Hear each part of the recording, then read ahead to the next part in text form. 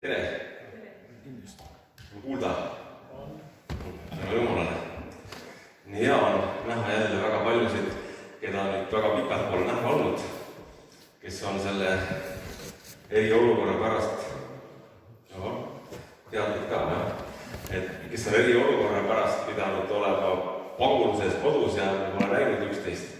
Et väga hea on näha, Riho ja Mariana on sealt mandri pealt jälle, et vahepeal oli meil saar lukus ja istusite mandri pole saanud meie keske tulla, meil on nii hea meel, et täna olete meie keskel, muidugi sõrulised siin on sõrulises paguluses olnud täna jälle, aga meil on igast ühest nii hea meel, et me oleme saanud jälle kokku tulla kogudusel ja see on üks eesmärk, et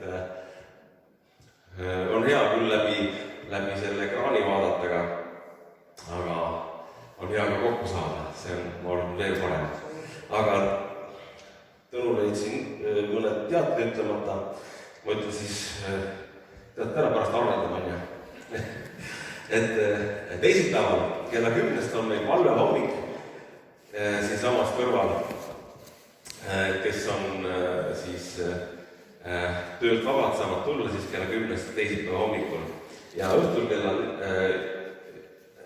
7 on osadusgrupp G4, Garnisoni 4, osad seal juba käivad, aga kes veel ei käi ja tahavad siis minna, siis Riho on seal see boss, kes käseb poo peal asendada, öeldakse. Et teisipäeva õhtul kella 7.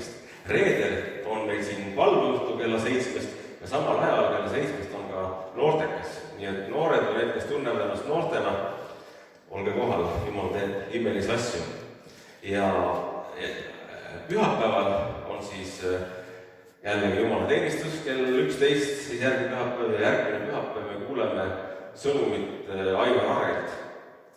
Nii et olge kohal, midagi põnevat on sündimas. Aga eelteadetena veel nii palju, et 12. juunil, 12. juuni, ei olegi väga kaugele, on kella 7 siin samas kohas palve ja ülistusõhtu. Täname Jumalat selle eest, et Jumal on meid jälle kokku toonud ja see olukord on möödas. Täname selle eest ja 12. juuni on siis reedene päev. Ja 14. juunil, see on siis pühapäev, on koguduse aruande aasta koosolek. See pidi meil olema juba mõni aeg tagasi, aga kuna see eriolukord oli, siis me seda läbi kaameratega ei teinud, et teeme siis 14. juunil, tuleme kokku ja vaatame, mis Jumal on eelmisel aastal teinud ja kuidas me oleme siis toiminud sellega. Aga tänu Jumalale selle eest.